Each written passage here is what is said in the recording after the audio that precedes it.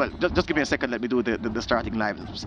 David Swaby in goal for Mount Pleasant. Then Ladale Ritchie, Sule Makala, Osani Ricketts, and Liston James. That's the four. Those are the four men in the defensive unit. Then Leonard Rankin, Latroy Ling, Alwayne Harvey, Kimara Bushy Beckford, Francois Swaby, and the foundation.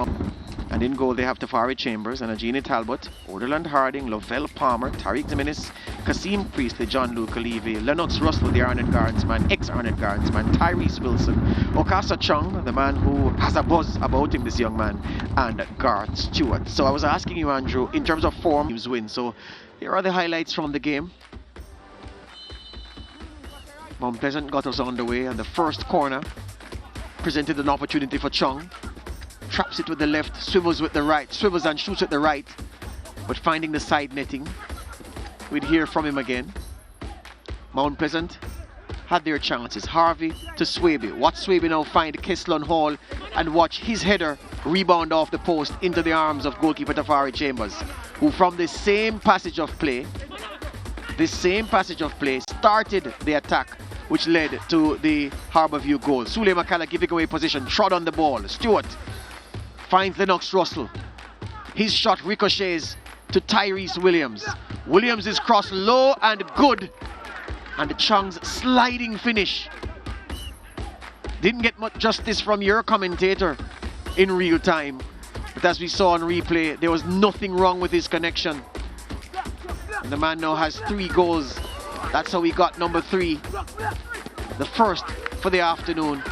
Number 3 for him this season so far. And his team's first on the afternoon. They'd have a chance. Talbot swinging. But his teammate was putting him off Tyrese Williams. And he skied it. And then this play. Watch Chung against Ritchie. A couple step overs. Puts it on his favorite left foot. Finds a cross that Lennox Russell takes down with a very good first touch and then drives a low shot hard with the left foot to the goalkeeper's right at his near post. Beats him for power. That's 2-0. Game over. Producer is telling us that Chung did get a serious injury. Gifted the ball by Liston James. He raced through. We thought this was 3-0, but his left-footed effort just running wide up the left-hand post. He can't believe it. And even then, he was holding his jaw across the Chung. We understand that the young man has been taken to the hospital for an assessment of that particular complaint. So the numbers from this game. Let's start from the foot of the graphic. 53% possession hogged by, well, not hogged, just shed by Mount Pleasant. Shaded is the word, yeah. 3 saves by Harbour View, 14 corners and even split, 3 offsides, 2 for Mount Pleasant. There were 4 yellow cards, 3 to Mount Pleasant, 23 fouls. Mount Pleasant completed 13 of them, and there were 23 shots. Harbour View had 12, and the most important stat of all, Harbour View 2, Mount Pleasant 0. Let's go down to Andrew Peart, who has our post-match interview. Coach Paul T. Davis of Mount Pleasant FC here with us. Coach, a disappointing result in the end. What went wrong for you today? Let me just read short and spice, you know. You see, when you start out lousy against a team like this who's moving the ball fast and, you know, quick, you're giving so much space to play the football.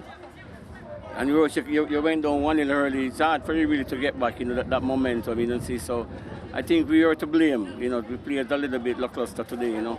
So 1-0 at halftime. Take us into the dressing room. What was the tactic you wanted to employ to move the ball change more it? faster, you know. 'Cause I think, as I said, in the first half we're moving pretty much slow. I think they get change in the second half until put on the younger kids in the last 20 minutes, you know. So this is football, you know. So we have to just go back on the pitch and just do what we have to do.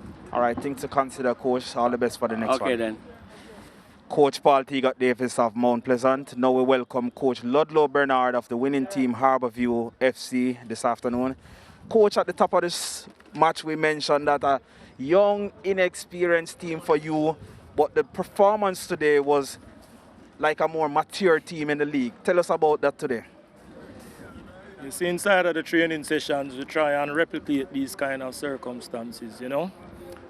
Sometimes we overload one team and put the pressure on.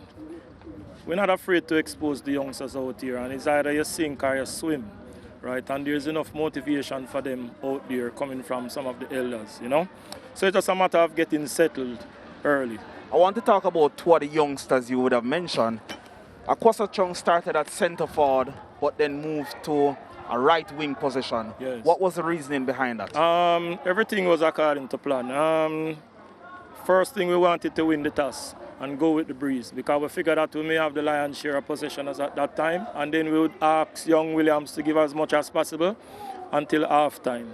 And then of course we would bring in the genuine forward and thereby switching Kwasa out onto the flanks. Before we move on to the next player, Kwasa Chung has been awarded the star player of the game, and yes, you're collecting this award on his behalf, so wish him all the best from us. Yes. The second player I want to talk about is 17-year-old Tariq Zimenez, yes, coming in at right back, shutting down one side of the field for Harbour View this afternoon. Why Zimenez, why not Staple? But tell us about him. You have to be at the training session to see what's happening. He was very disappointed when he was out of the squad the last game. He deserves to be out there. He has performed creditably enough to really unseat the more senior player. All we were kind of worried about was his mentality going into the game. But he's a tough kid. And of course, with the support around him and that we provide for him, you know, it is not a surprise the display that he gives us out there. We were probably worried a little about one aspect of his game, but that indeed was the aspect of his game that he managed very well. Finally, any word on star player of the game, Akwasa Chung? We see him. Yeah, it seems as if his jaw has been shaken up quite a bit, so we're hoping for the best for him. We're not clear exactly what's the problem, but clearly Akwasa, the intention is to really get him back on track as quickly as possible. Well done, coach. All the best. Thank you very much. So Harbour View catching the eye with their performance this afternoon. A team comprised largely of young players. Vast experience in the back, though, through the figure of Lavelle Palmer, a man who's been around the horn, played with several MLS teams with distinction, and of course for Jamaica's Reggae Boys, the guiding hand in the back. 2-0, Akwasa Chung and Lennox Russell, the goal scorers, but there are so many heroes in yellow. It was truly a team effort. So this is what has happened today. Portmore United beat Malines United 1-0, and then Harbour View 2-0 over Mount Pleasant. To come in this round, Dunbeholden will tackle Cavalier. Waterhouse will meet Veer United. Arnett Garns, they play only their second game of the competition when they play a Humberland, they face a Humberland team that is having trouble to create and score chances. Portmore United atop the league on 6 points from their 3 games. Harbour View a point back on 5.